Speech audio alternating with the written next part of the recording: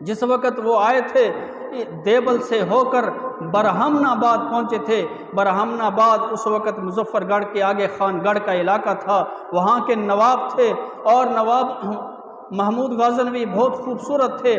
اور اس وقت اس نواب کی بیٹی نے اوپر سے دیکھا نواب صاحب کو، یعنی محمود غزنوی کو، اور اوپر سے کہنے لگی، محمود غزنوی میں تجھ سے شادی کرنا چاہتی ہوں۔ تو اس محمود غزنوی نے کہا، ایک شرط پر تجھ سے نکاح کروں گا، اگر تو اس قلعے کی چابیاں اپنے باپ سے اٹھا کے چوری میرے ہاتھ میں دے دے۔ اور اس نے راتوں رات ساری چابیاں قلعے کی اٹھائی اور اس کے سپرد کر دی محمود غزنوی کے۔ محمود غزنوی نے اس سے نکاح کر لیا، قلعے پر قبضہ کر لیا۔ قبضہ کرنے کے بعد جب غزنو علاقے میں افغانستان میں پہنچا، اس نے فوراً کہا کہ 2 گھوڑے تیار کرو۔ 2 گھوڑے تیار کیے گئے۔ فرمایا اس عورت کے بال پیچھے سے گھوڑے کی دم کے ساتھ باندھو اور اس کو گھسیٹو پورے علاقے میں۔ عورت رونے لگی، کہنے لگی، میں نے آپ کے لیے اپنے والدین کو چھوڑا، اپنی سلطنت آپ کے قبضے میں کر دی، آپ کو چابیاں آپ کے قبضے میں دے دی ہیں، پھر بھی آپ مجھے یہ سزا دے رہے ہیں۔ اس نے کہا، محمود غزنوی نے، اس نے بڑی بات کی پتے کے لکھنے کی، اس نے کہا جو اپنے سگے والدین کی نہیں وہ میری کہاں ہو سکتی ہے، اس لیے ابھی اس کو گھسیٹو اور ابھی اس کو مار دو۔ لہٰذا معلوم ہوا اس واقعہ سے کہ محمود غزنوی نے ایک سبق دیا ہے پوری امت کو، پوری قوم کو، پورے لوگوں کو، سب بیٹیوں کو، کہ کبھی بھی اپنے حقیقی والدین کو چھوڑ کے جاتی ہیں وہ کسی کی نہیں ہوتی، وہ کبھی کسی کی نہیں ہو سکتی۔ جو والد کی نہیں، والدہ کی نہیں، اپنے والدین کی نہیں ہیں، وہ کسی غیر کے بیٹے کی کبھی نہیں بن سکتی۔ تو اس لیے محمود غزنوی نے یہ درس دیا ہے۔ اس لیے والدین کی نافرمانی کرنے والی کوئی بیٹی یہ نہ سمجھے کہ میں ہمیشہ آباد رہوں گی، ہرگز نہیں، وہ ہمیشہ روتی رہے گی، ہمیشہ عذاب میں رہے گی، ہمیشہ تکلیفوں میں مبتلا رہے گی، اس لیے کہ اس نے والدین کا دل دکھایا ہے۔ والدین کے نافرمان کا کوئی نیک عمل، وہ نمازیں پڑھے، وہ صدقے دے، وہ حج کرے، زکاتیں دے، وہ عمرے کرے، ایسی خاتون کوئی فائدہ نہیں ہے۔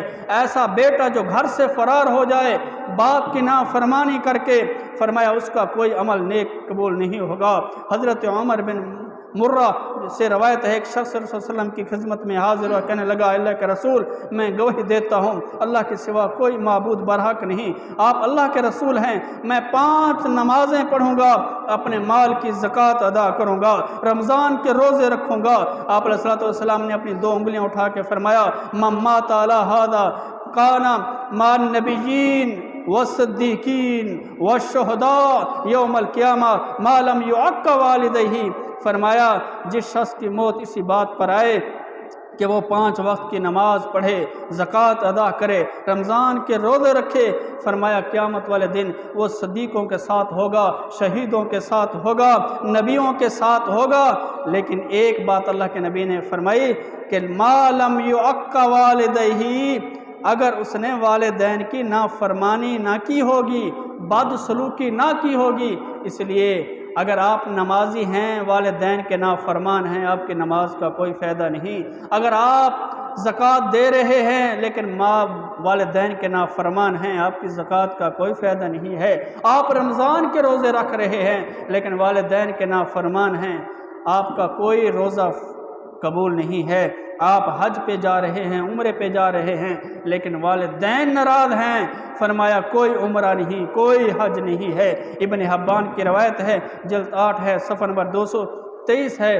تو معلوم ہوا کہ والدین کے جو نافرمان لوگ ہیں، والدین سے جو بدسلوکی کرنے والے ہیں، والدین کا جو دل دکھانے والے لوگ ہیں، نہ ان کی دعا قبول ہوتی ہے، نہ دنیا میں ان کے لیے جگہ ہے، نہ آخرت میں جگہ ہے۔ یہاں بھی بدسکونی اور آخرت میں بھی بدسکونی ہے۔